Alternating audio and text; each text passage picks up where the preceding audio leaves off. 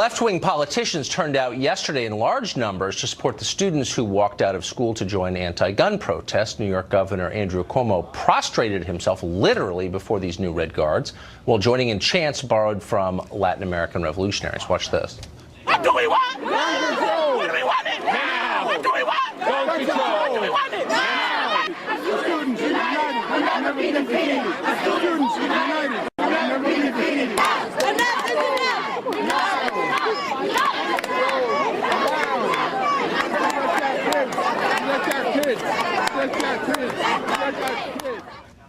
That was not the CNN anchor. That was his rhythm-challenged brother, buffoon. Senator Bernie Sanders participated as well, by the way.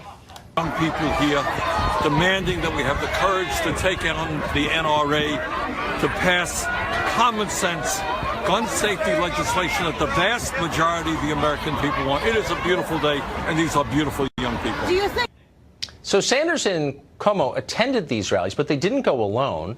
They were escorted by bodyguards paid for by you who went to protect them. Those bodyguards were armed, of course, with guns. Cuomo's bodyguards allowed to carry more than 10 rounds in their magazines. Now, if you wanted to protect yourself in the same way in New York, you'd be thrown in prison, and some people, of course, already have been. There's no ambiguity here. In a republic, and we're supposed to live in one, the rulers cannot hold themselves to standards different from the ruled. They're not nobles. They're citizens, just like you and me.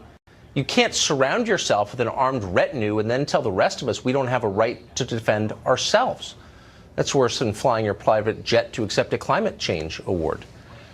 Ethan Behrman is a radio show host in California, and he joins us tonight. So, Ethan, it seems pretty simple. I'm actually not calling for disarming bodyguards. I think the threats out there are real. I happen to know that they are. I'm just hoping that we can have the same standard for our rulers and the ruled. If I can't have a magazine that holds more than 10 rounds, why do Andrew Cuomo's bodyguards, whom I'm paying for, get to do that?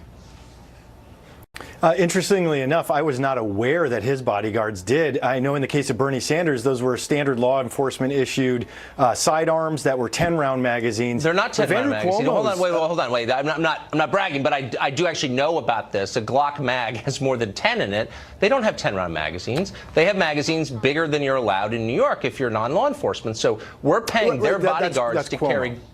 No, okay, they're not allowed in New York. They're allowed in Vermont. I'm just saying all law enforcement. They don't limit their rounds in their magazines. Why would they do that? That's insane. But they're asking that we do it, even as we pay for their bodyguards to be better armed. How does that work? Yeah, I actually kind of agree and disagree with you. So first off, Andrew Cuomo's bodyguards should be stuck with the same limit that we are calling for, which is a 10-round magazine.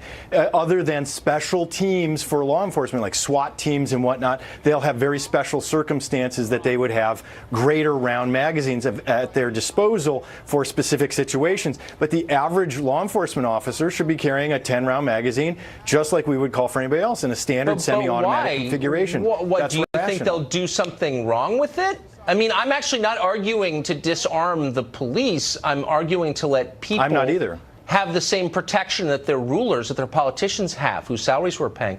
Why would you want to, in effect, lower the effectiveness of a bodyguard? Well, because what is the circumstance where you're going to need more than 10-round magazines? Better yet, here's the argument that actually a lot of my friends who are deeply into firearms make is larger than 10-round magazines have a higher percentage rate of jamming. You're actually hurting the opportunity of the law enforcement officer to do their job properly. Yeah, maybe. I mean, they're kind of experts on this question, though. I mean, I think your average cop knows a lot more about what makes an effective firearm than your average, in my case, cable news host. But let's let them decide. But can we just agree that politicians shouldn't be allowed to set one standard for themselves above the standard they require of everyone else? That's like a basic democratic principle the left used to be for, I thought.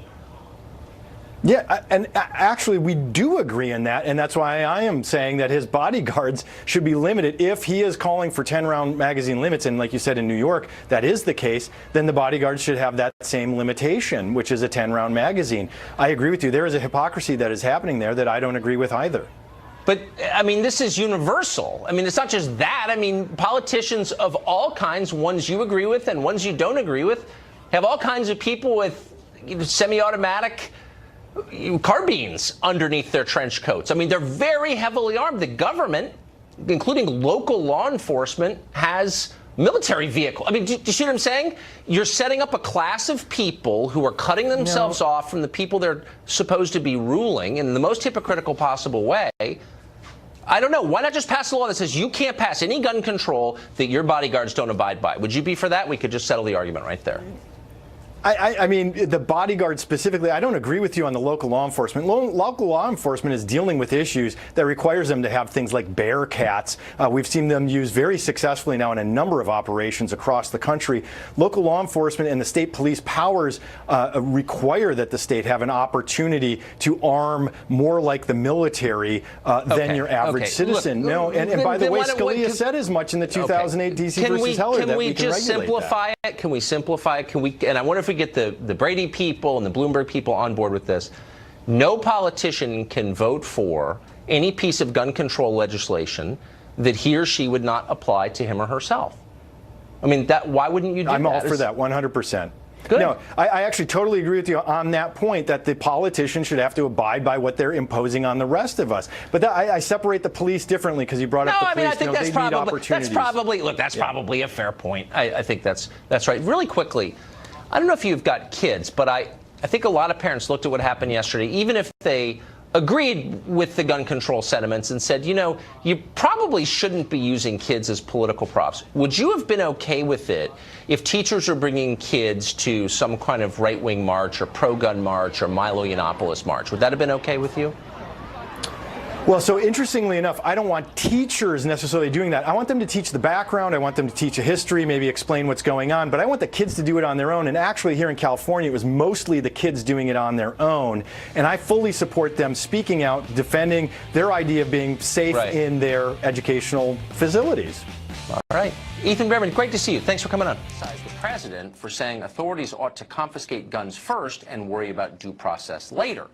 That is unconstitutional, as we pointed out. We're pretty sure the president is reconsidering that. News reports today say he is.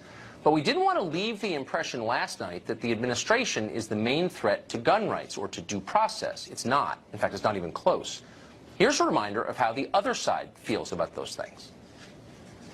Force these allegedly Christian men and women who stuff their pockets with money from the NRA year after year after year to do something now. So many thousands of people are dying every year for this so-called liberty. You have a whole generation of young people who essentially see the NRA as their enemy. To them, the NRA is like the KKK. It's just some hostile force that is against them, that's risking their lives. The Bible warns us not to worship false gods, and yet it does seem that much of America is indeed worshipping at the altar of the gun gods. We're getting lectures on Christianity from the media. Pretty amazing. Trump did say something stupid about due process the other day, and the fact is, though, that the left has been opposing due process, the most basic of our constitutional rights, for a long time, particularly on the subject of gun control. When was the last time you heard a Democratic politician praise the Australian solution to gun violence? A lot. If you're watching CNN, you probably heard it today. They say it all the time. The question is, do you know anything about how Australia implemented gun control? Well, confiscation. They took the guns away from the population by force, and not just from criminals and people who've been convicted of wrongdoing. The government of Australia took guns from law-abiding people who had done nothing wrong. They punished the innocent. What exactly did that look like? Well, here's an ad from one of Australia's gun confiscation efforts. It shows naked men in a prison shower and warns the public to turn their guns in or else they'll be sent to prison too. Effectively, the government threatened law-abiding citizens with prison rape if they didn't surrender their guns. That's what liberals are calling for in this country every time they talk about the Australian solution. And there are a lot more ads like that. We're going to tweet them out tonight. By the way, that's what the assault weapons ban is. Democrats are pushing for a law that would outlaw more than 200 kinds of firearms, as well as all guns that have various irrelevant cosmetic features like bayonet lugs and lots of other things people wrote the law know nothing about. If that law passes, and it might if the Democrats take Congress, you will be punished. You'll have fewer rights. But wait a second. You've done nothing wrong. You never shot anybody. You have no plans to shoot anybody. It doesn't matter. Democrats will treat you the same way they treat convicted felons, as unworthy to be trusted with firearms. Meanwhile, their bodyguards will still have the most powerful guns available. Of course they will, because they can, because they're in charge and you're not. The left is also demanding the government bar people under 21, these are people who are eligible to vote and serve in the military, from buying firearms. Now again, most people under 21 haven't done anything wrong. They haven't been convicted of a crime or committed crimes. But a few of them have. So Democrats are saying all must be punished. Imagine applying the same standard to other constitutional rights. For example, let's say somebody shouted fire in a crowded theater and scores died. Would the rest of us lose our right to free speech? These are real questions. They're inconvenient so soon after the massacre in Parkland, for which the country is still grieving. But we should remember, this is a country worth living in precisely because we take the Constitution seriously. When we stop taking it seriously, it won't be a country worth living in. President Trump seems to have remembered that. Many on the left never knew it, and they don't care anyway. You often hear progressives say they want an honest conversation about guns. Well, of course we do too. And that's why we've invited the heads of almost every different gun control group to come on this show and tell us what